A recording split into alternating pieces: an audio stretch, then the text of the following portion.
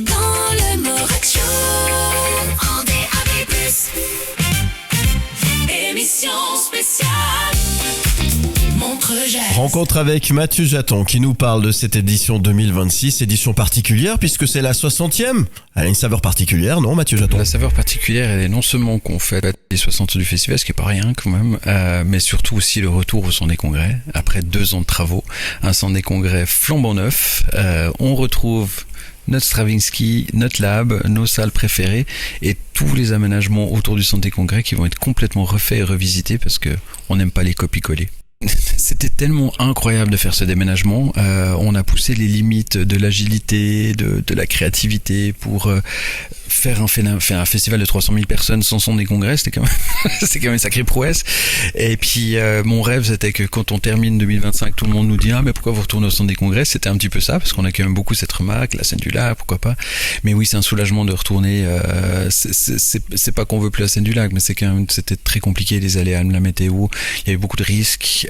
Et finalement, j'aime beaucoup ce côté éphémère des choses. Finalement, pendant 2 ans, on a vécu un truc de dingue. En 2019, on a vécu un truc de dingue avec Elton John. Si je vous redisais, on fait le stade d'Elton John pour 4 artistes, vous direz, ah ouais, bon, super. Ça deviendrait normal si maintenant on garde la scène du lac pour les 10 prochaines années, si tant est que c'était possible, ce qui n'est pas le cas.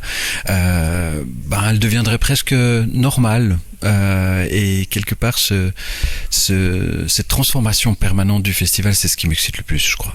Mais ça veut dire qu'on garde dans un coin de la tête l'idée, la possibilité de se dire, tiens, peut-être qu'une fois de temps en temps, on fera autre chose, on va sortir du Centre des Congrès, on va aller explorer un autre terrain. Toujours. Je vous cache pas qu'il y a déjà des projets pour 2027, mais ça, je vous garde secret pour l'année prochaine. Ce retour dans le Centre des Congrès, il est quand même aussi attendu, mais est-ce que le Stravinsky, il est toujours aussi magique? Il a gardé sa magie d'avant? Ouais, alors les salles n'ont pas été modifiées dans le cas des travaux. Alors, dans les grandes lignes, il y a des modifications qui ont été faites et qui sont importantes pour nous. Maintenant, nous, on a voulu en fait s'inspirer aussi de l'expérience de la scène du lac et puis transformer un peu le Stravinsky et le lab. Notamment, on a vécu ces expériences de podium en escalier qui descendaient vers la scène. Et puis, on va faire ça pour le Strav et pour le lab. Donc, vous allez retrouver à la fois les places debout, les places assises et les places en podium qui offrent une expérience différente parce qu'on s'est rendu compte que il y avait vraiment des publics qui disaient, moi, j'ai envie d'être dans la fosse, d'autres qui disaient, moi, j'ai envie d'être assis et d'autres qui disaient, moi, j'adore les podiums. Et puis on a recréé ça dans les 2 salles. Donc ça va être très excitant. Émission spéciale Montreux Jazz. Le sujet de Mike Pérez. De retour sur l'histoire du Montreux Jazz Festival avec Mike Pérez qui nous a dégoté ou vous a dégoté quelques bons petits souvenirs qui sentent bon Montreux. Oui, on évoque toujours le Montreux Jazz Festival, donc il y a cette connotation de jazz là au milieu. Il y en a toujours un petit peu parce que c'est essentiel, ça reste effectivement la base, mais pas que. Alors au départ, oui, c'est vrai, quand Claude Nobs en 1967 décide de créer un festival, un petit festival au début, c'est effectivement axé jazz. Et puis, petit à petit, il se rend compte qu'il faut un tout petit peu s'ouvrir s'il veut faire grandir son festival. Et ça a été un tournant finalement dans le festival. C'est ce qui lui a permis de devenir ce qu'il est aujourd'hui. Eh bien, il s'est ouvert au rock, à la pop, à la soul, et ça fait venir des grands noms. On pense à Miles Davis pour ce qui est du jazz, mais à Nina Simone ou encore à Frank Zappa, ce qui nous a amené ce fameux titre de Led Zeppelin, le fameux concert de Frank Zappa. Bien sûr. Le titre de Deep Purple, tu veux dire? Pardon, excuse-moi. Smoke on the Water. Je voulais parler de Led Zeppelin aussi, qui est venu dans ces grandes années à Montreux. Donc voilà, on a réussi à s'ouvrir un tout petit peu, à pas rester cantonné dans le jazz, et c'est ce qui a permis aujourd'hui à ce festival de devenir ce qu'il est. On le voit dans la programmation. Aujourd'hui, il y a de l'électro, il y a de la musique urbaine, il y a de la chanson française, il y a de tout. Donc, il faut parfois effectivement un tout petit peu ouvrir l'horizon pour pouvoir exister, perdurer, parce que ça, c'est le plus important. Donc, ça, c'est vraiment quelque chose qui qui est primordial, qui a été primordial dans les années 70 lorsque ce festival a décidé de prendre ce virage. Et puis, ce qui fait aussi la magie de Montreux et ce qui a fait sa renommée, ce sont les fameuses Jam Sessions. Où là, tu avais la possibilité, tu as encore, ça arrive de temps en temps, tu as la possibilité de voir tout d'un coup un artiste qui s'est produit sur la scène du centre des congrès, de la salle Stravinsky. Et tu le vois débarquer quelques heures plus tard au Montreux Jazz Café, improviser une petite session, un petit concert avec d'autres. Voilà. Et ça a fait la réputation aussi du Montreux Jazz Festival, aussi bien du côté des artistes que du côté des spectateurs. Donc voilà, ce sont ces petites choses. Tu vois, tu pars d'une petite chose vraiment. Et tu construis une réputation, tu construis un mythe, et aujourd'hui tu deviens ce qu'est le Montreux Jazz Festival, connu dans le monde entier. C'est ça. Où souvent les artistes même, je veux pas dire qu'ils se battent pour venir, mais disons que un peu quand même, ouais. Les artistes, si on les invite, ils aiment bien venir. Ouais. Ouais. C'est une espèce de label qualité comme ça, de passer par le Montreux Jazz, qui a souvent aussi ouvert les portes à plein d'artistes qui est au grand public. Ça a permis de les découvrir en tous les cas. Oui, et certains sont arrivés en étant sur une toute petite scène, et puis quelques années plus tard, tu les retrouves en tête d'affiche. On a des exemples cette année. Émission spéciale Montreux Jazz. Petit cadeau, j'ai fouillé dans mes archives et j'ai retrouvé cette petite pépite lors du dernier interview que Claude Nobs a donné. Il me racontait des histoires et des anecdotes d'artistes.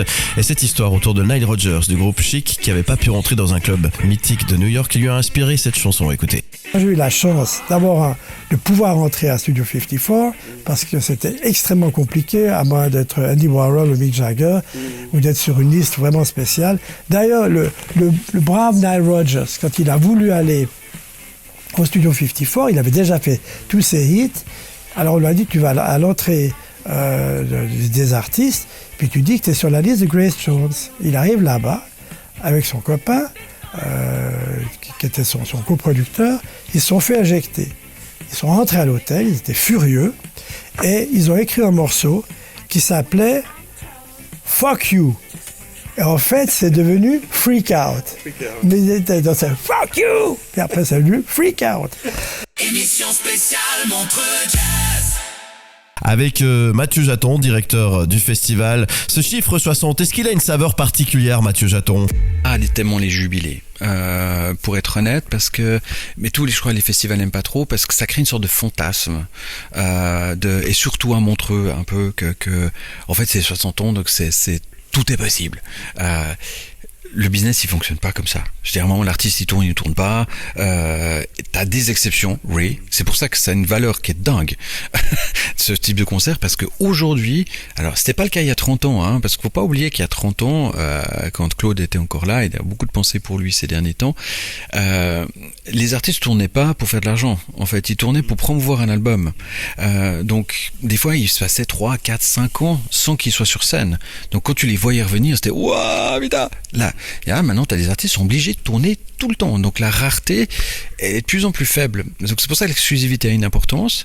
Et puis après, moi ce que j'appelle les évidences, et tu les as mentionnées, notamment Sting, Van Morrison ou Deep Purple, c'est toujours aussi des artistes qui sont tellement bons. Sting, je pourrais le faire, mais je pense que je pourrais le faire tous les 6 mois. C'est un artiste que tu as envie de voir sur scène, c'est tellement... Et c'est aussi, on parlait d'écriture, c'est quand même le mec qui monte sur scène, il va te faire 2 heures de concert qu'avec des hits. Il y en a combien d'artistes aujourd'hui? On parle de toutes ces jeunes stars, c'est super, un titre, 2 titres, premier dans les charts mondiaux, fabuleux, super, j'ai rien à dire. Mais il y en a combien d'artistes aujourd'hui, comme Sting, qui peut se prévaloir de balancer 30 hits les uns derrière les autres, où t'as le public qui chante de A à Z, transgénérationnel. C'est dingue. Il y en a peu. Donc pour moi, alors ça c'est vrai que quand 60e on nous dit mais Sting, je mets direct, l'offre elle est partie direct. Il n'y a pas d'hésitation. Quand tu peux faire un plateau avec Van Morrison et James Taylor, 2 légendes de la folk, une américaine, une anglaise, et que tu as la chance de pouvoir les mettre ensemble, c'est pas toujours facile, en termes d'ego, machin, etc. C'est unique. Et puis Deep Purple, on va dire, ah oui, bon, Deep Purple, Montreux, etc. Deep Purple, c'est un des plus grands groupes de rock qui est encore aujourd'hui, 60 ans de carrière, c'est dingo. Alors c'est vrai que souvent à Montreux, c'est un côté un peu ah ouais, puis tu le mettrais ailleurs, on dit ah putain, c'est incroyable, les mecs ils ont Deep Purple. Mais et c'est pour ça que j'étais très touché pendant la conférence de presse quand on a passé la vidéo de Deep Purple. Et en fait, c'est la seule vidéo qui a été applaudie par tout le monde. Et j'ai trouvé ça génial. Finalement, on balance des gigastars à la Tila et la Zara Larsson, etc. Mais tous les professionnels autour de la table, les journalistes, en fait, ils ont applaudi Deep Purple. Et je trouve ça merveilleux. Ce que je souhaite toujours pour moi, mais et pour le festival, c'est qu'on fait ce métier parce qu'on aime amener du plaisir aux gens. Moi, je viens de l'hôtellerie à la base, et ce qui m'a toujours fait kiffer dans ce métier, ce qui me fait kiffer dans le festival, c'est de projeter un sourire sur le visage des gens, et quand ils voient la prog, ils sont contents, puis il y en a qui vont être déçus, il y en a qui vont être contents, etc. Mais ce que je peux souhaiter, c'est que finalement les gens ils disent bah voilà, je prends mon pied au Montreux Jazz cet été, que je sois au gratuit, que je sois au payant, que je sois en train de manger un kebab, en fait je prends mon pied parce que c'est un festival que j'aime et c'est mon festival. Et pour nous, quand je dis mon festival, c'est celui du public, c'est pas le mien. Moi c'était celui de Claude. Pour moi je m'identifie complètement à cette manifestation qui est dans mon cœur et dans mes veines depuis bientôt 30 ans, mais j'ai toujours abordé cette manifestation comme c'est celle du public. Et pour moi c'est ça le plus important. Ce que je rêve, c'est que ce qu'il faut me souhaiter, c'est que la semaine prochaine, le 31, quand les gens vont sortir la prog, ils disent putain, je suis trop content, il y a tel artiste. Satisfaire tout le monde, on n'y arrivera jamais, mais que les gens aient le sourire et la banane en se disant je vais trop kiffer cet été à Montreux. Émission spéciale Montreux Jazz. Émission spéciale Montreux. Les archives de Morax. Peu d'histoire si vous voulez bien, avec ce titre légendaire, Smoke on the Water, qui est devenu l'hymne de Montreux, composé par le groupe Deep Purple. L'histoire de cette chanson, eh bien, je l'ai retrouvée dans mes archives, puisque j'avais rencontré Claude Nobs il y a un peu plus de 10 ans maintenant, avant sa disparition, et il m'avait raconté, il aimait beaucoup raconter les histoires, et j'aimais beaucoup quand il les racontait justement, et je vous propose qu'il nous parle de cette chanson de Deep Purple, Smoke on the Water. Claude Nobs. Alors, tous les soirs, ils travaillaient. Moi, j'allais vers eux. Je disais, alors, on va manger. Comme j'habitais à 50 mètres, tous les soirs, je faisais un petit truc à manger, on discutait. Puis un soir, ils m'apportent une petite cassette. C'était des cassettes Philips. À l'époque, il n'y avait pas encore de CD. Ils disent, écoute, on a fait une chanson pour s'amuser, c'est pour toi, mais on ne va pas la mettre dans l'album, mais on te la donne. Alors, je dis, ah bon? Puis je la mets sur mon petit lecteur de cassette, j'écoute. Puis je dis, pom, pom, pom, je dis, vous êtes cinglé. Ça, il faut le mettre dans l'album, évidemment. Ça serait peut-être même le titre phare. Puis je ne me suis pas trompé, parce que c'est venu le gros titre. Là où je me suis trompé, c'est quand ils m'ont dit, voilà, cadeau. Je leur ai dit, merci beaucoup, cadeau. Alors c'est moi qui sors le disque. Ça m'est jamais venu à l'esprit. C'est dingue cette histoire quand même. Ils seront au Deep Purple le 13 juillet prochain à l'Auditorium Stravinsky au Montreux Jazz Festival pour cette 60e. C'était incontournable, évidemment. Émission spéciale Montreux Jazz. Les sujets de Mike. Et on se plonge dans les archives du Montreux Jazz Festival avec Mike Perez, en tous les cas qui nous en parle. Oui, c'est l'une des collections d'enregistrements live au monde, les plus importantes tout simplement, parce qu'il y a plus de 5000 concerts en tout qui ont été enregistrés tout au long de ces années. C'est une véritable mémoire musicale gigantesque, c'est un patrimoine qui a une valeur inestimable, ça c'est certain. Et aujourd'hui encore, on a de temps en temps la chance de voir à la télévision passer des vieux concerts de Montreux. Et qu'est-ce que ça fait du bien de voir ces vieilles images de concerts des années 70, des années 80. Parfois aussi, ça fait plaisir de voir des choses un peu plus récentes. Mais c'est un véritable patrimoine et c'est bichonné, c'est conservé comme un véritable trésor et ça l'est. C'est un trésor. C'est un trésor, exactement. Ouais. Grâce à Claude Nobs, tout ça qui avait été un peu visionnaire, de pouvoir enregistrer tous ces grands moments en fait. Oui, c'est toujours fait de très très bonne manière. Il y a une qualité qui est assez extraordinaire. C'est vrai que on a toujours misé notamment au niveau du son. Le Stravinsky est un véritable écrin pour pouvoir accueillir des performances musicales qui sont vraiment au top du top. Et tu sais Mike, d'ailleurs on peut dire que Claude Nobs était un précurseur. D'ailleurs il y tenait beaucoup à ses archives. Je vous propose de retrouver mes archives avec Claude Nobs. Il nous explique comment tout a commencé. Moi, je suis moi-même étonné quand je vais prendre une ou deux bandes et que je regarde dire, mais je ne me rappelais plus du tout de cette histoire.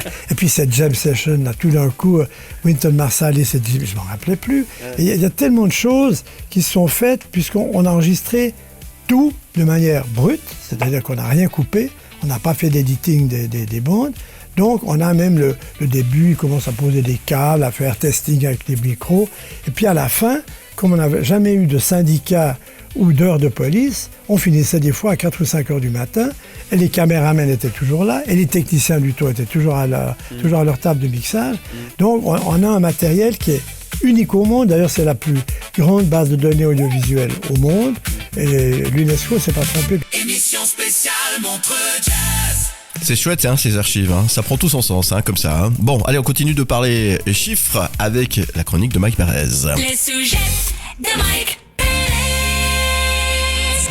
Émission spéciale Montreux Jazz Festival. On continue de parler du Montreux Jazz et des chiffres, Mike Perez. Le Montreux Jazz Festival, ce sont aussi beaucoup de gens qui viennent. 250 000 personnes viennent chaque année sur les quais à Montreux. Alors, beaucoup viennent pour voir des concerts, mais d'autres aussi viennent simplement pour se promener, profiter non seulement du paysage, hein, puisque c'est joli hein, quand même ce bord du lac. Quand il fait beau, ouais, c'est bien. Ouais. Voilà, profiter effectivement des différents stands, profiter aussi du festival Off qui est gratuit, avec les scènes. Là aussi, il y a des très très belles découvertes à faire. Absolument. Donc en tout, ce sont quand même 250 000 personnes qui viennent chaque année pendant ces 15 jours sur les quais de Montreux. Avec ces petits inconvénients, c'est vrai que c'est jamais facile d'accéder à Montreux en période de festival. Ça bouchonne de partout, c'est compliqué de trouver des places de parking. Il n'y en a pas. Donc venez en train, ça sera beaucoup plus simple. Hein. Ouais. C'est extrêmement pratique. Hein. La gare, elle est juste à côté des quais, donc il y a vraiment aucun souci. Des fois, c'est vrai aussi, ça bouchonne un tout petit peu sur les quais. Hein. Il y a beaucoup de monde. Hein. Ça, voilà, c'est un peu le revers de la médaille. Mais on n'a rien sans rien. Et c'est quand même une manifestation qui a cette renommée mondiale et pour nous ici, c'est vrai que le simple fait de se dire allez, on va faire un petit tour, on va profiter de ces belles soirées d'été, on va pourquoi pas aller écouter un concert sur une des scènes gratuites, puis boire un verre, manger un petit truc, voir des copains, parce que là aussi quand on va à Montreux en règle générale, tu tombes toujours sur du monde que tu connais. Donc c'est vrai que c'est une ambiance particulière, sympathique, et on aime bien y retourner à Montreux chaque année. Et on y sera cet été, bien sûr. Émission spéciale Montreux Jazz. Émission spéciale Montreux Jazz. Émission spéciale Montreux Jazz Festival. On découvre ensemble la programmation complète de cette 60e édition. Nous sommes avec Mathieu Jaton et on va se pencher plus précisément sur l'aspect musical, Mike Perez. Pour celles et ceux qui ne sont pas des spécialistes pointus de musique, il y a beaucoup de noms forcément qui ne vont pas parler, qui ne vont pas dire grand-chose à ceux qui nous écoutent par exemple.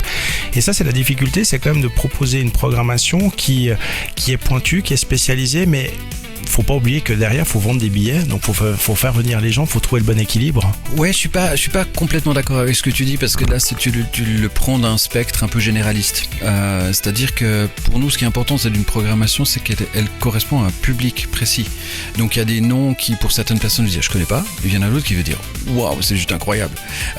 Et donc nous, on fait pas une programmation en se disant tiens, est-ce que le tout commun va trouver ça super et connaît tout. On va dire, il y a des gens qui sont des fans de Lineker, par exemple, avec Sienna Spiro ou Neika, etc. Et puis il y en a d'autres qui vont dire, mais je connais pas du tout, j'ai jamais entendu parler de cet artiste. Et c'est ça, en fait. Montreux n'est pas un open air où vous avez 25 concerts, vous avez 32 concerts indépendamment les uns des autres. Je peux pas faire une prog que tout le monde connaît, parce que ça veut dire que je ferai une prog complètement linéaire. Là, on va aller chercher, et le lab permet justement par sa capacité d'aller chercher des niches, d'aller chercher des grandes évidences, comme dans le jazz avec Gregory Porter, etc. Mais encore une fois, Gregory Porter, c'est une grande évidence pour les fans de jazz. Par contre, pour le jeune de 18 ans, Gregory Porter, il a jamais entendu parler.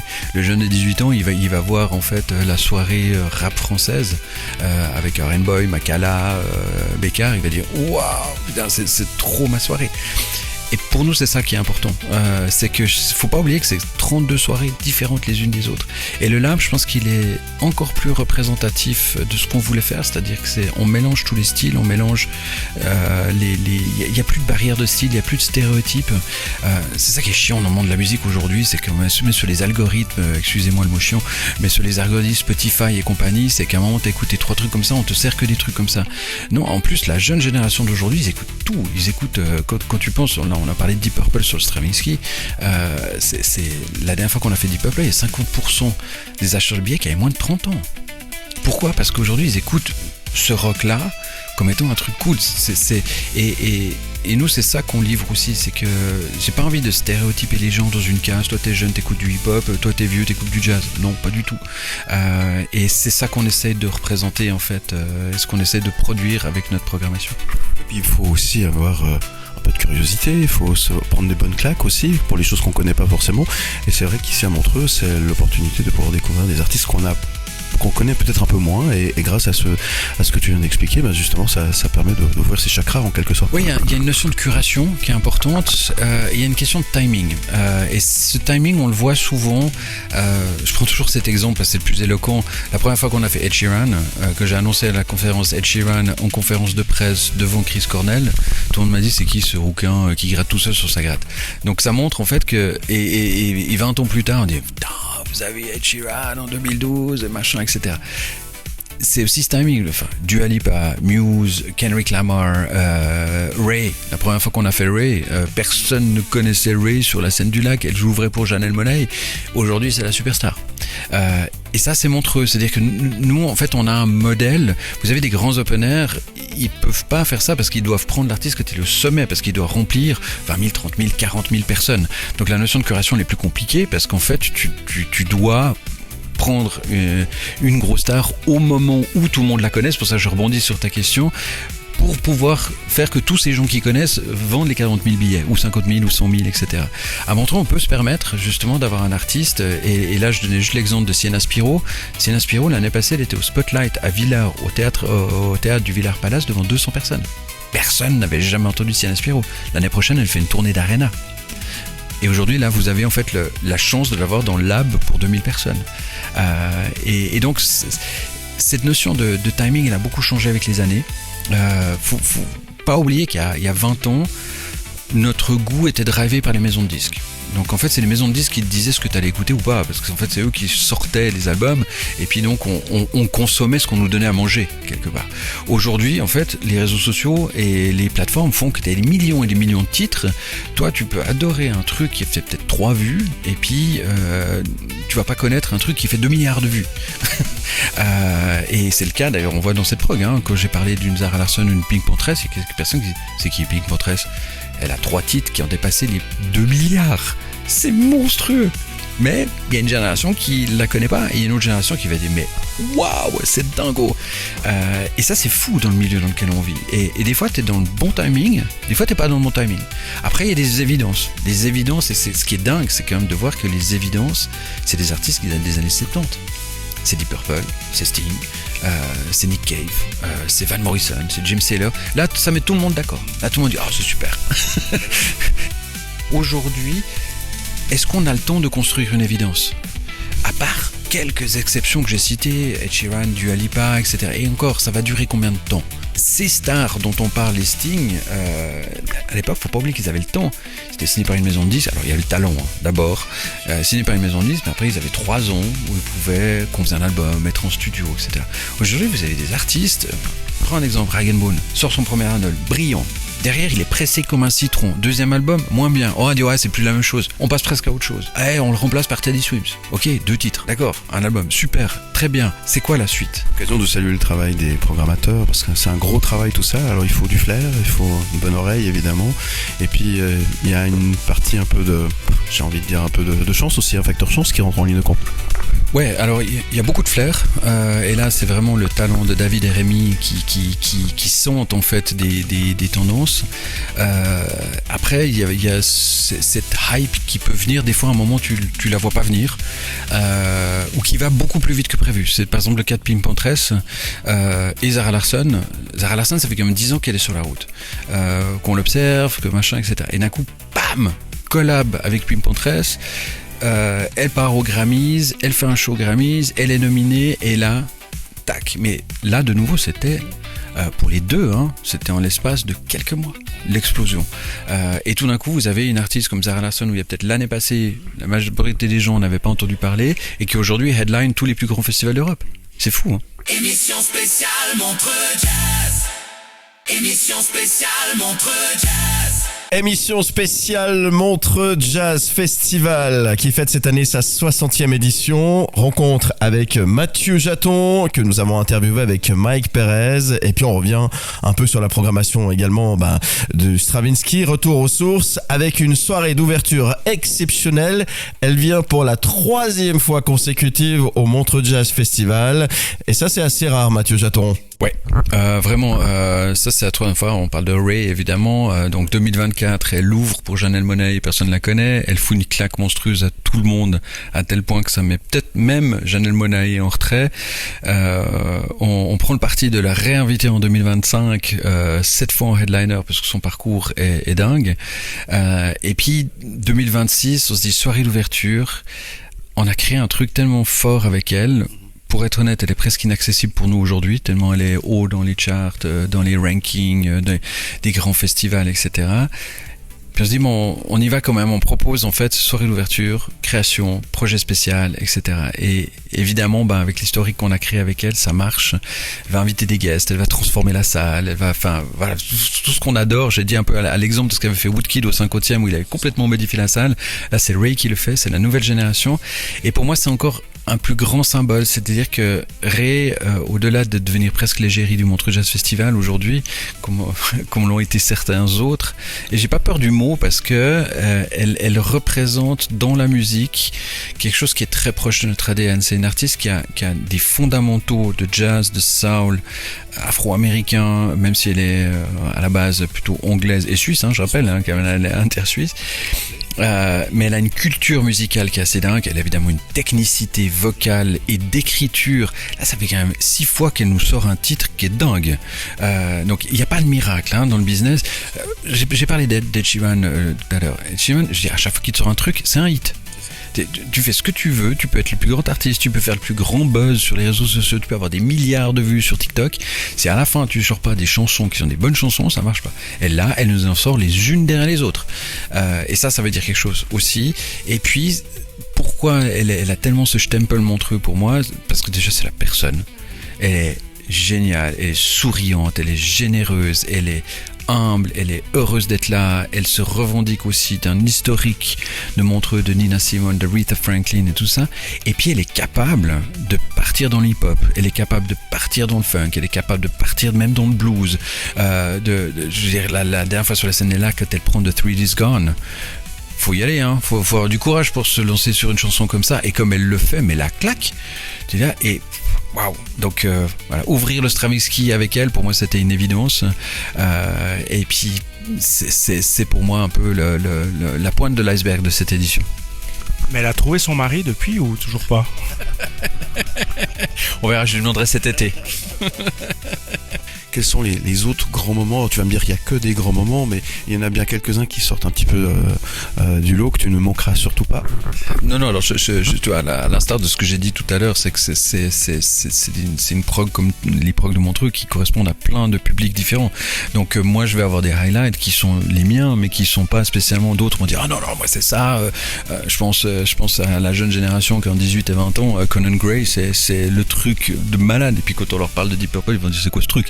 Alors que ça c'est unique. Conan Gray, pour cette génération-là, c'est le mec qui fait des stades aux États-Unis, il fait que 2 concerts en Europe cet été, c'est ouf. C'est pas ma cam, mais ça correspond à un public, et c'est marrant parce qu'on m'a dit tout à l'heure, on dit oui mais t'as pas peur en fait que de faire un artiste comme ça au Stravinsky quand même, parce que les jeunes ils vont pas se payer ça. Puis je dis mais c'est pas connaître cette génération-là. Pourquoi cette génération-là ne pourrait pas avoir droit à des artistes qui viennent au Stravinsky? Enfin, le Stravinsky, il est réservé pour les quadras, quinquas, sexta et... Non.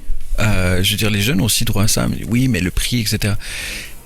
Cette génération elle est très différente de ce que nous on a pu être aussi. C'est des gens qui investissent beaucoup dans le live, dans les concerts et qui cherchent les exclusivités. Et là, pour moi, alors les expériences que ces artistes offrent, parce que les shows sont dingues. Et puis les exclusivités. Et ça, pour moi, c'est un peu le dénominateur commun de cette édition. On vit quand même dans un monde où il y a des milliers de concerts tout le temps, il y a des festivals partout, etc. Des artistes qu'on voit sur 50, 60, 70 dates, ce qui est dingue, hein, c'est fou, et qui remplissent des open air partout, etc. Et puis là, t'as Montreux, t'as 40 exclusivités suisses. C'est-à-dire, t'as 40 artistes sur la programmation payante uniquement qui ne jouent qu'à Montreux cet été. Et ça, c'est peut-être notre signature. Et on parlait de timing tout à l'heure, et pour ne reciter que Tyla, Pink Panthers, Conan Gray et Giveon aussi, des artistes qui ne font pas cet été leur tournée officielle qui va être la tournée des grands open air, etc. mais qui se font 2-3 headline shows, ce qu'ils appellent, sur l'Europe, dont Montreux. Émission spéciale Montreux Jazz.